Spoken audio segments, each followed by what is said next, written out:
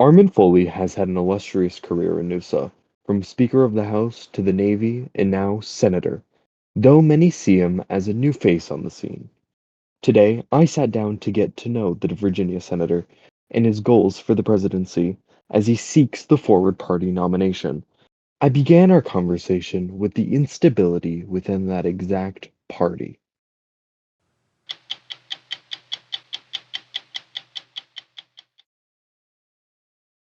Well, I'd like to first thank you for even sitting down with us. It's great to have you here. Thank you. Thank you for Um, having me. of course.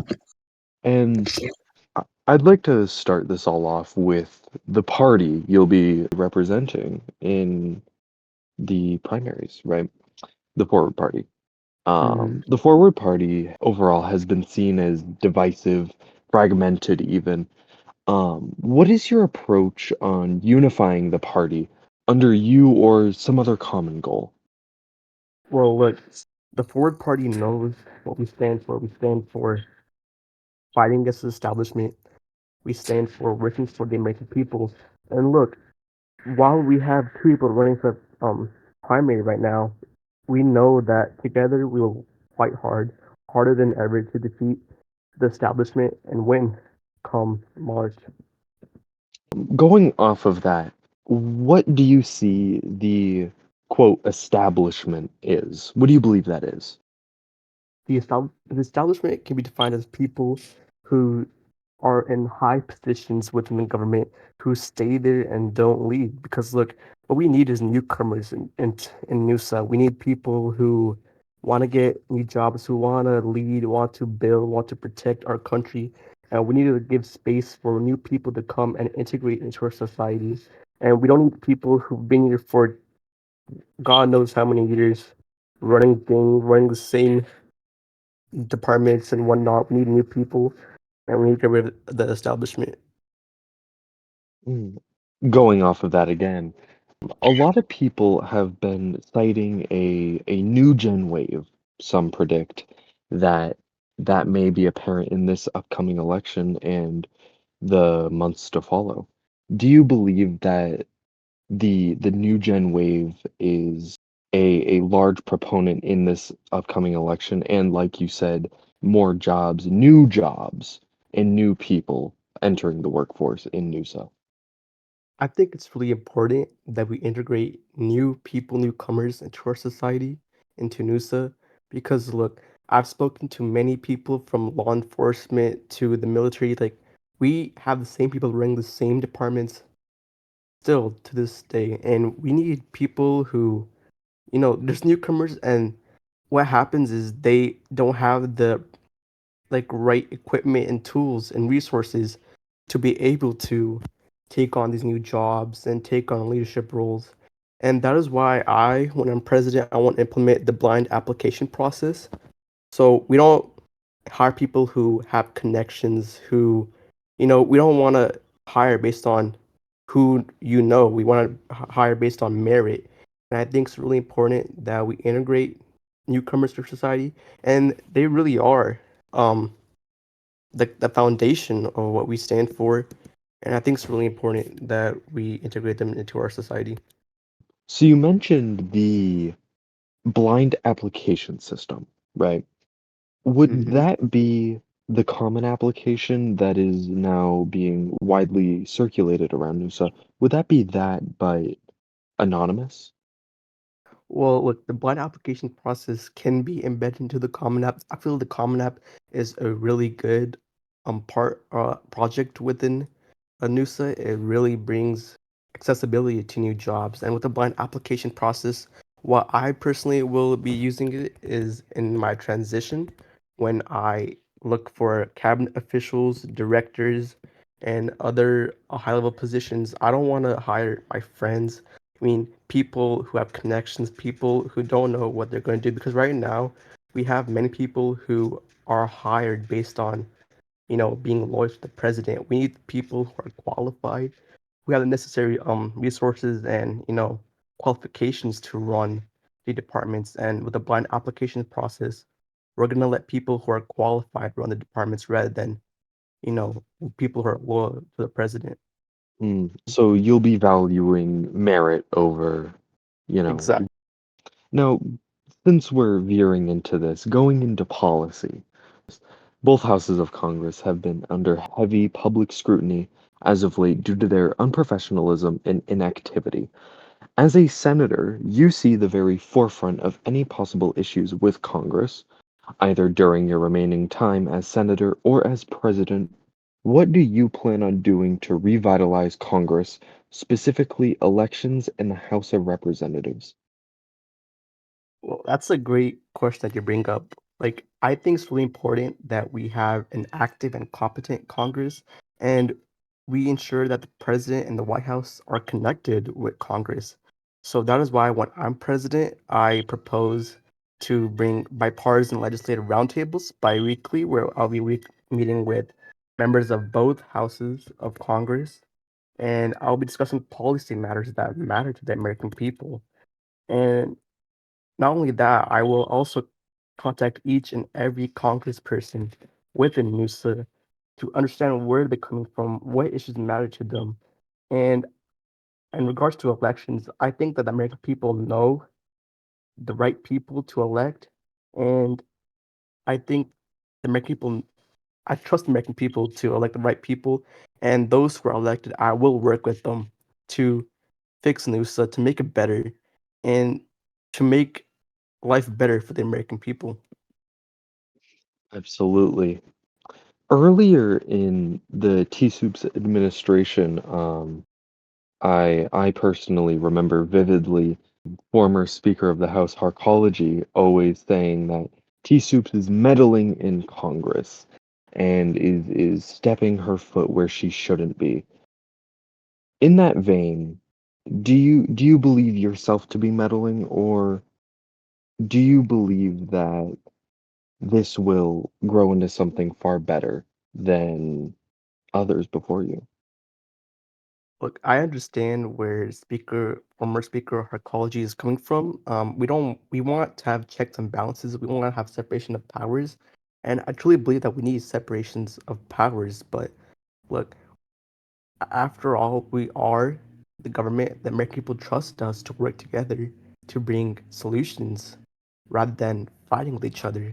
And I think that the American people will support, meeting with Congress people, talking about solutions and working together rather than fighting with each other. This is not government intervention. This is just simple conversations and finding solutions to matters that affect the American people. Mm. Moving from that, more on solutions.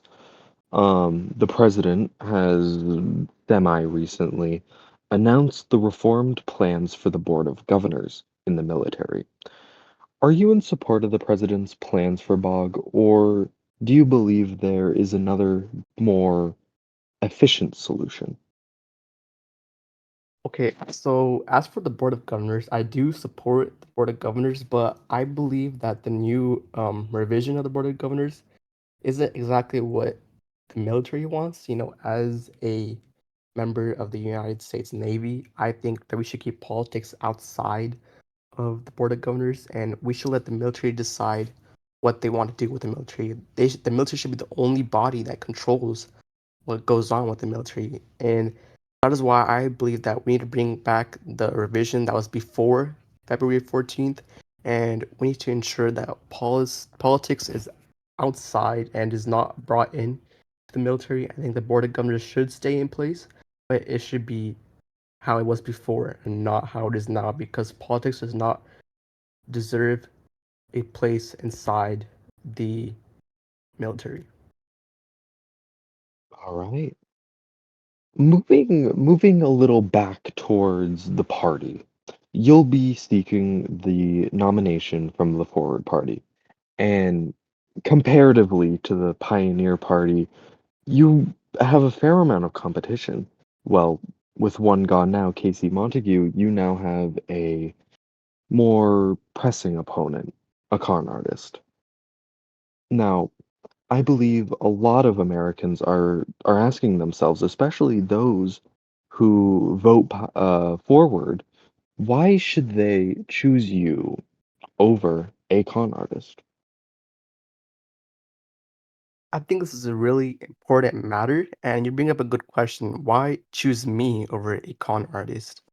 You know, when we think about who we want to elect as president and who we want to face off with Vice President Rathazen come March, we need someone who has the necessary qualifications, who understands the solutions that need to be put in place for the issues that um are present today.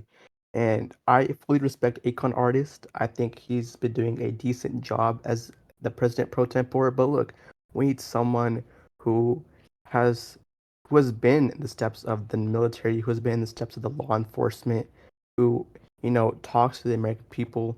And look, in my time as a senator, I proposed the reestablishment of the Board of Governors to how it was previously, and I proposed the Anti-Corruption Act. I have a great record. I was the former Speaker of the House, where I led an active House of Representatives, and I think the American people want a leader who doesn't just talk and create political toxicity, but rather, relates with the American people and talks and just feels for them, empathizes with them, and is here to listen and find solutions for the problems that really do matter to the American people. Over the course of our interview, you've projected yourself as a candidate for the people, and someone who objects to the deep state and that sort of ideology, right? Um, Yes.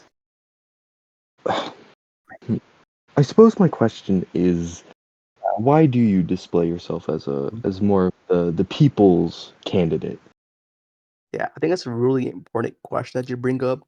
So far, what I've seen is politicians run for president because they want power, they want take higher office, and I don't think that is not who I am.